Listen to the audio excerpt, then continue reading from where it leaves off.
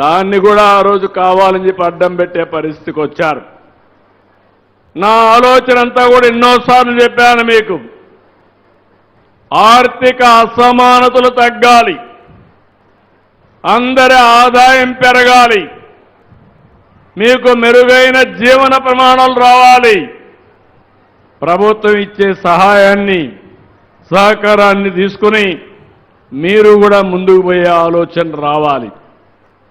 ఈరోజు మీరు ఆలోచించండి, ప్రతి ఒక్క ఇంట్లో పిల్లలుంటే అంగన్వాడీలో 4 ఏళ్ళు ఏం కావాలో పెట్టేవన్నీ కూడా స్ట్రీమ్ లైన్ చేస్తున్నాం.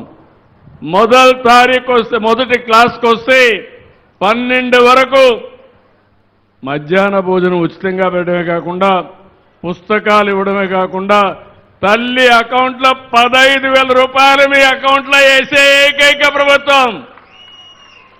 మొన్నటి వరకు పిల్లలంటే భారం, ఇప్పుడు పిల్లలంటే సంపద. మీరు ఆ విషయం గుర్తుపెట్టుకోవాలి. 5 మంది పిల్లలుంటే 75,000 రూపాయలు మీ అకౌంట్లోకి వస్తాయి. 12 ఏళ్ళు వస్తాయి. ఆ తర్వాత కూడా చదివిస్తాం.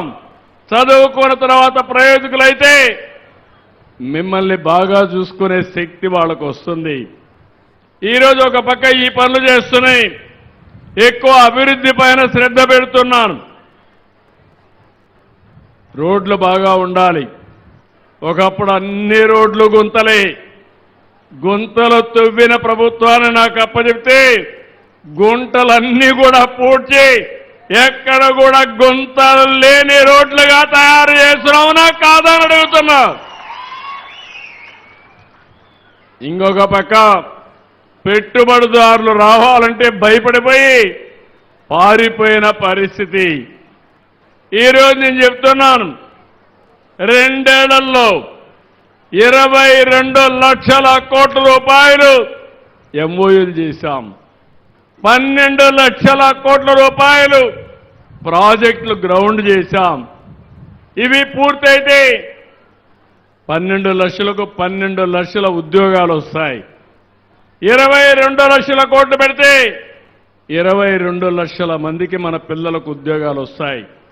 చదువుకునే పిల్లలకందరికీ హామీ ఇస్తున్నా, మీరు చదువుకుంటే ఎలాంటి చదువులు చదువుకోని నేర్పిస్తాం. మీరు చదువుకున్న వెంటనే ఉద్యోగాలు వచ్చే వాతావరణాన్ని కల్పించే బాధ్యత మాదని మరొకసారి మీ అందరికీ తెలియజేస్తున్నా.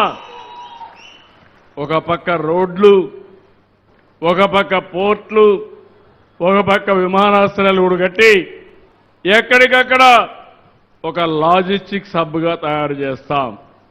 ఉదాహరణ మీరు చూస్తే ఇక్కడ చీరాల బెస్ట్ బీచ్లు ఉన్నాయి. సూర్యలంక, బాపట్ల, చీరాల ఈ బీచ్లు చూస్తే శనివారం వస్తే హైదరాబాద్ ఖాళీ అయిపోయి ఎక్కడికి వస్తారంటే సూర్యలంకకు వస్తారు. అవునా కాదా అని అడుగుతున్నా. అందుకే చెప్పాను, మరో గోవా ఎక్కడో లేదు, అది చీరాల సూర్యలంక మధ్యలోనే ఉంది. ఉపయోగించుకుంటే ఆకాశమే హద్దు. ఒకప్పుడు శారీరకంగా కష్టపడేవాళ్ళం, ఇప్పుడు శారీరకంగా కాదు, తెలివితేటలతో కష్టపడితే సునాయాసంగా డబ్బులు సంపాదించే పరిస్థితికి వస్తాం.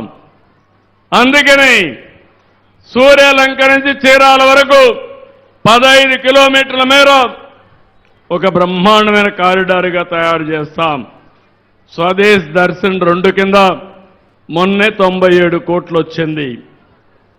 ఈరోజు నేను ఒకటే ఆలోచిస్తున్నాను, ఈ బీచ్ల మీద ఫోకస్ చేసి అవసరమైతే మీ చీరాల పక్కనే ఒక చిన్న ఎయిర్పోర్ట్ కూడా కడితే ప్రపంచం అంతా మీ చీరాలకు వచ్చే పరిస్థితి రావాలి. సంకల్పం అయితే చాలా ఉన్నాయి.